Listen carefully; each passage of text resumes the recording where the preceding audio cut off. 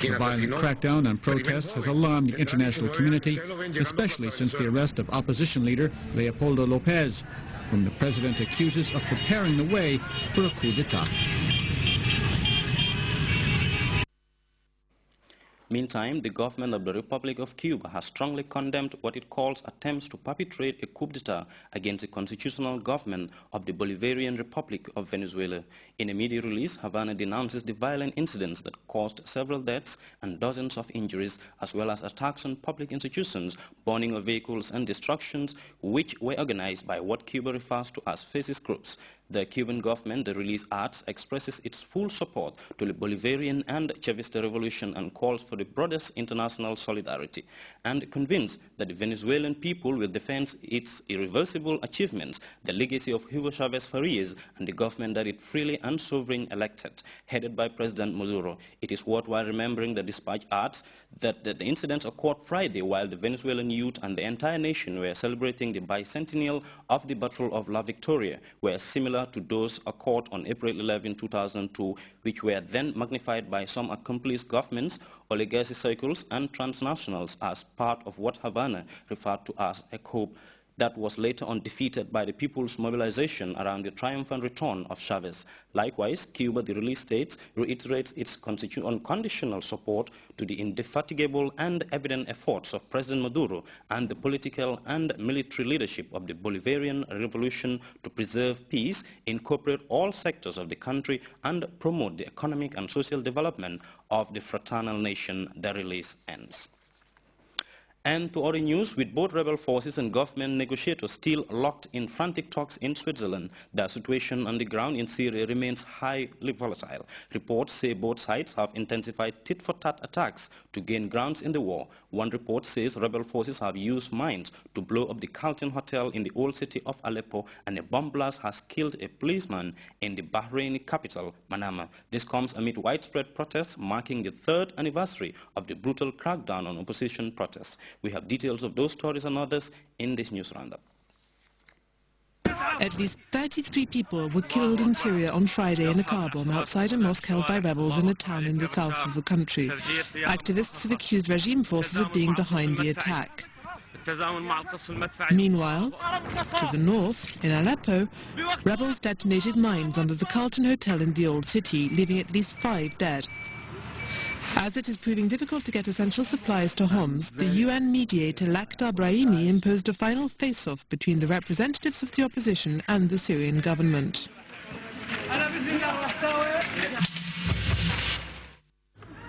In Bahrain, demonstrators are back on the streets to demand a government more representative of the Bahraini people, a week before the 3rd anniversary of a protest movement. Violent clashes have broken out between police and demonstrators in several towns near the capital Manama, where a policeman was killed by a bomb explosion. This small archipelago in the Gulf has been shaken for 3 years by a Shiite majority calling for reform in the kingdom ruled by the Sunni al-Khalifa dynasty.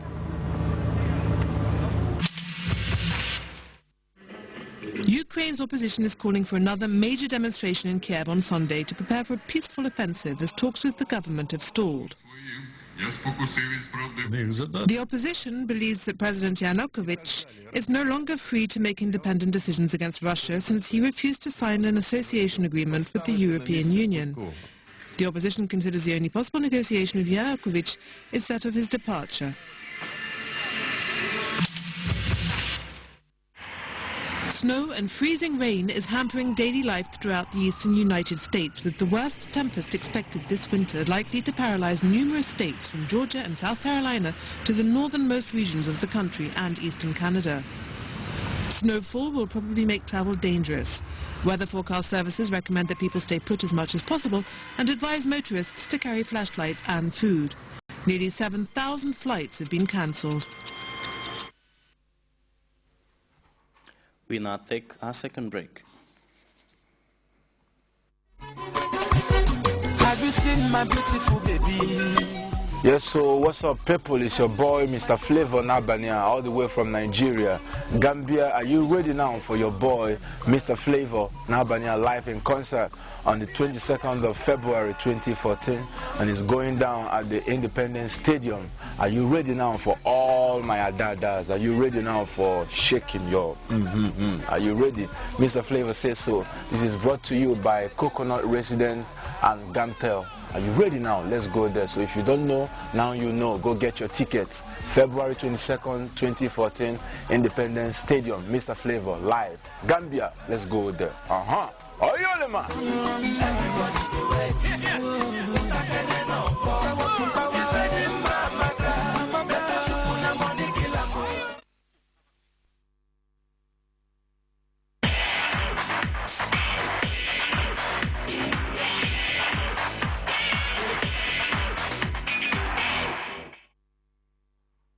Welcome back. Dozens of teams, among them media representatives, fans, as well as customers and staff of Standard Chartered Bank, today turned out for the highly anticipated Run to Anfield Trophy tournament.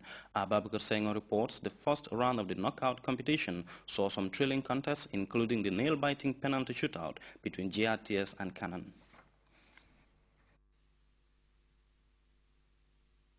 Of what has been for the past 4 years a fruitful partnership between Liverpool Football Club and Standard Chartered Bank that fans in this part of the world are now enjoying a rare close proximity view of this more than century-old iconic club.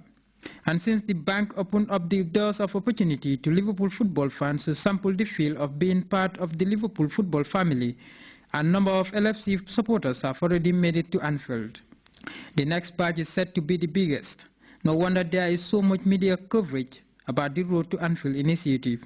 I am thoroughly impressed with the turnout, the enthusiasm, the spirit of competition which is prevailing on the grounds. And I'm also thoroughly impressed with the support we have received from all our stakeholders, the media, our staff, the players. Everybody is here to make the day very successful. After months of preparatory work, it has now come to this. Football fans of all ages, men and women, from different spectrum of life, with one common objective: win this football fiesta of a 2-day tournament and earn a trip of a lifetime to Anfield. In 2011, when Standard Chartered undertook the partnership with Liverpool, I'm sure most people were wondering, what does this bank want to do? But we took that decision because we wanted to bring our game, banking, and all the good things we want to do to your doorstep. Today, we're witnessing another dimension of the Liverpool sponsorship. Not many people would have thought that a bank could do this, but for the first time in the Gambia, and the first time in any market, we are having the Standard Chartered Trophy Road to Anfield competition.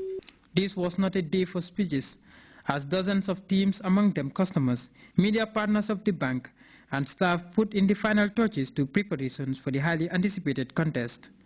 The staff, under the direction of our Mrs. Awanjai Loom, has done a tremendous job mobilizing so much public interest and so much public enthusiasm over the event. I'm very happy. This is a program really designed for the young people of this country, and we hope they enjoy it. It's their event. Let them enjoy it. Let them play it in the best spirit possible. For some, there is no room for complacency, and for others, winning is all that matters in the race to make their maiden journey to Liverpool.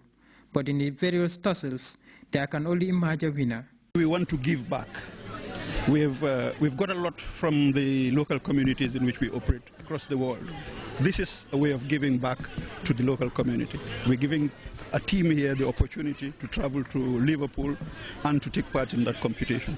So it's a way of giving back as well for us. In all this, there are the odd feeling being part of a unique environment.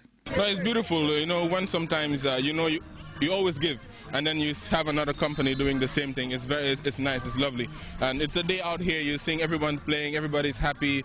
It's a very beautiful initiative by Standard Chartered Bank, I think, with Liverpool, and we're all having fun. This is something we don't do when we're at work. We don't have time to come out and play, to run. We're all there in the office sitting and working, so it's good for our health as well, and it's good for the sport. It was that day when the thought of winning was cast aside, at least for a moment, and for the group to indulge in some fun-filled atmosphere despite the huge price at stake. We don't really have secrets. It's football, and the